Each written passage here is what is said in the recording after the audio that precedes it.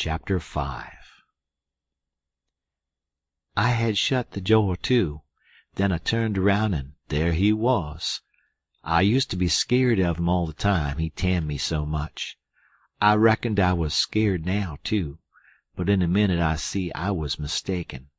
That is, after the first jolt, as you may say, when my breath sort of hitched, he being so unexpected. But right away after I see I warn't scared of him worth bothering about. He was most 50, and he looked it. His hair was long and tangled and greasy, and hung down, and you could see his eyes shining through like he was behind vines. It was all black, no gray. So was his long, mixed-up whiskers. There warn't no color in his face where his face showed.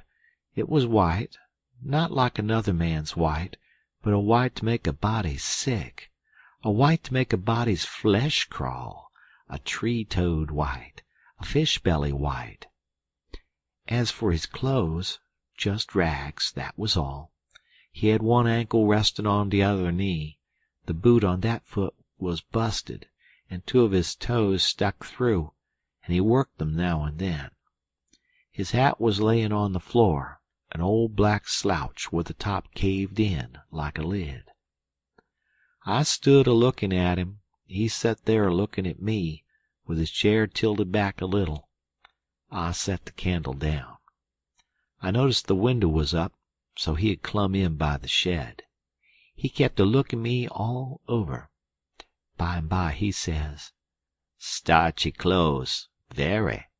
You think you're a good deal of a big bug, don't you?" "Maybe I am, maybe I ain't," I says. "Don't you give me none of your lip," says he. "You put on considerable many frills since I've been away. I'd take you down a peg 'fore I get done with you. You're educated, too, they say. Can read and write. You think you're better'n your father now, don't you, because he can't? I'll take it out of you. Who told you you might meddle with such highfalutin foolishness, hey? Who told you you could?"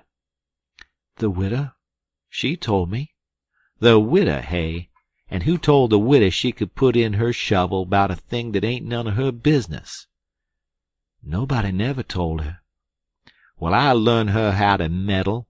And looky here, you drop that school, you hear? I'll learn people to bring up a boy to put on airs over his own father, and let on to be better'n what he is. You lemme catch you foolin' round that school again, you hear? Your mother couldn't read, she couldn't write nuther, 'fore she died. None of the family couldn't before they died. I can't, and here you're a-swellin' yourself up like this. I ain't the man to stand it. You hear? Say, let me hear you read." I took up a book and begun something about General Washington and the wars. When I'd read about half a minute, he fetched the book a whack with his hand and knocked it across the house. He says, "It's so. You can do it. I had my doubts when you told me. Now looky here. You stop that putting on frills. I won't have it. I'll lay for you, my smarty, and if I catch you about that school, I'll tan you good. First you know you'll get religion, too. I never seen such a son." He took up a little blue and yaller picture of some cows and a boy, and says, "What's this?" "It's something they give me for learning my lessons good." He tore it up and says, "I'll give you something better. I'll give you a cowhide." He set there a-mumbling and a-growling a minute, and then he says, "Ain't you a sweet-scented dandy, though?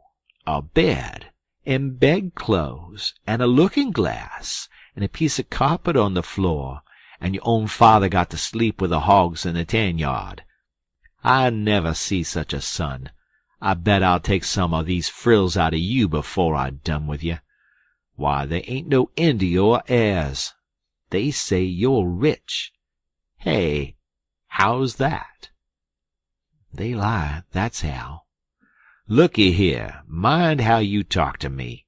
I'm a-standin' about all I can stand now, so don't gimme no sass. I've been in town 2 days, and I ain't heard nothin' but about you bein' rich.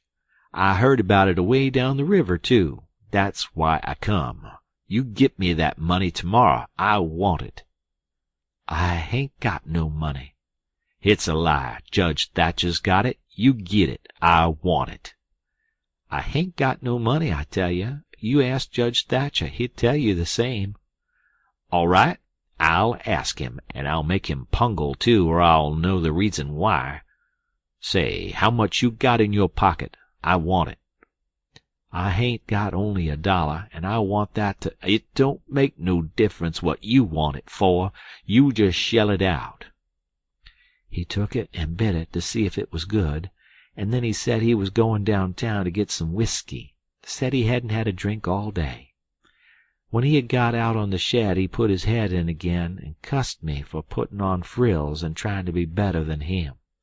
And when I reckoned he was gone, he come back and put his head in again, and told me to mind about that school, because he was going to lay for me and lick me if I didn't drop that.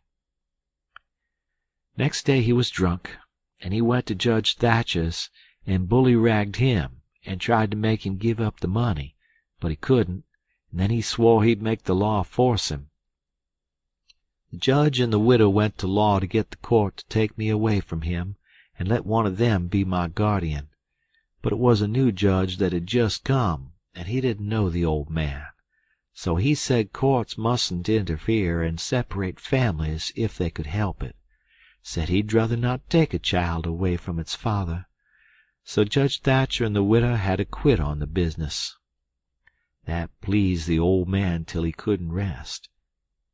He said he'd cowhide me till I was black and blue if I didn't raise some money for him. I borrowed $3 from Judge Thatcher, and Pap took it and got drunk, and went a-blowing around and cussing and whooping and carrying on, and he kept it up all over town with a tin pan till most midnight. Then they jailed him, and next day they had him before court, and jailed him again for a week.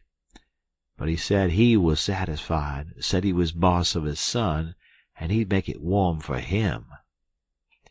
When he got out, the new judge said he was a-going to make a man of him.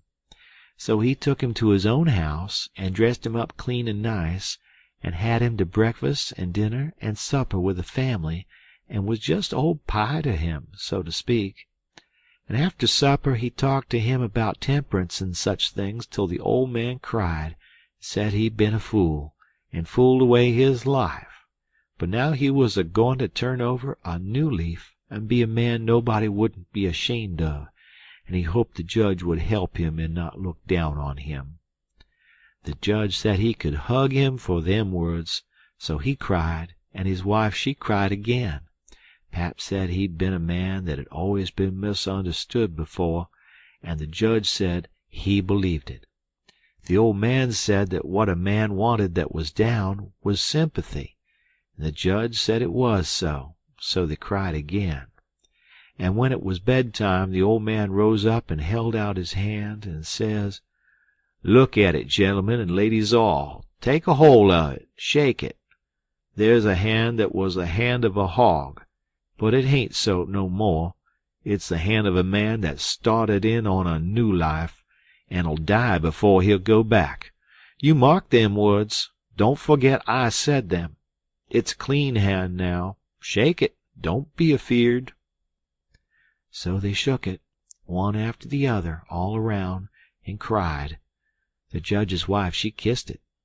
Then the old man he signed a pledge, made his mark. The judge said it was the holiest time on record, or something like that. Then they tucked the old man into a beautiful room, which was the spare room, and in the night sometime he got powerful thirsty, and clumb out on to the porch roof, and slid down a stanchion, and traded his new coat for a jug of 40 rod, and clumb back again and had a good old time. And towards daylight he crawled out again, drunk as a fiddler, and rolled off the porch and broke his left arm in 2 pieces, and was most froze to death when somebody found him after sunup. And when they come to look at that spare room they had to take soundin's before they could navigate it. The judge he felt kind of sore. He said he reckoned a body could reform the old man with a shotgun, maybe, but he didn't know no other way. End of chapter.